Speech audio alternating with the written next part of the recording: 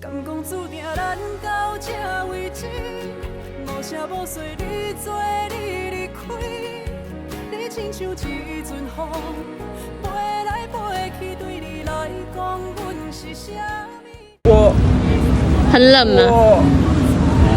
讲不出当我话知。道要来海边的时候，我已经就是立即上网订了4件，大概是8热衣。我现在里面塞4件，他一度觉得当艺人好辛苦。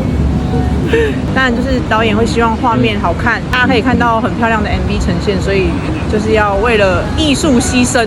一切怪阮爱你袂起。我觉得这首歌呢，最符合我的就是我的脸看起来是不是就是有一种爱瓜袂起的感觉，就是好像我很有距离感，但是到底有没有距离感呢？请问彭正，这里要 key 上他的脸。